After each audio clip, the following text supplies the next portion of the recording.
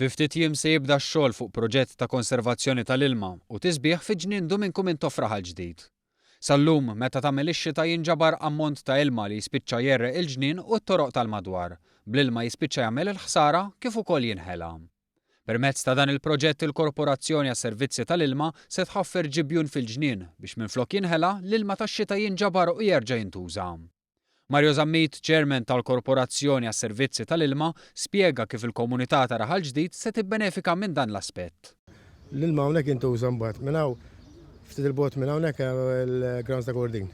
Dawn huma grounds ta' Gordin sportivi fejn hemm speċjalment il-ground tal-futbol illi dana sedendi kif taf kulħadd hemm bżonn għat-tisqija tal-wiċċ tat-terf illi hemmhekk ħajspiċċa tal-ilma. Konrad Mizzi, il-Ministru fl-Uffiċċju tal-Prim Ministru, fakkar kif din hija wegħda tal-baġit għal din is-sena u x-xogħol fuq il-proġett li se jiswa mijiet ta' eluf ta' euro jingħaqad ma' kullana ta' proġetti oħra li l-Gvern għaddej bihom fiż-żona.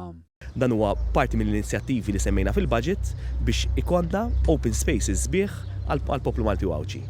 Is-Sindku ta' RAʿAL Ġdid argumenta kif bħal postijiet oħra fin-nofsinhar ta' Malta, Ġnien Duminku Mintoff ilu għal snin twal fi stat ta' telqa. Huwa proġett li naħseb jiena n-nies tal-lokal, speċjalment tal-madwar, ħajjeħdu nifs enormi.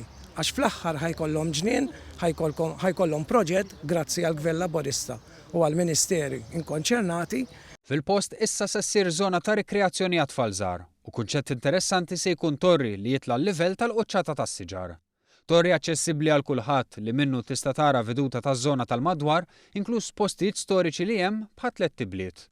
Bħal fi proġetti oħra hemm ħidma interministerjali u f'dan il-każ l-ambjent jilgħab parti importanti. Huwa parti mill-proċess ta' rihabilitazzjoni li qed imexxi l-Ministeru tiegħi tramite il-parks. L-idea hi li nagħmlu embellishment sħiħ f'dan il-park.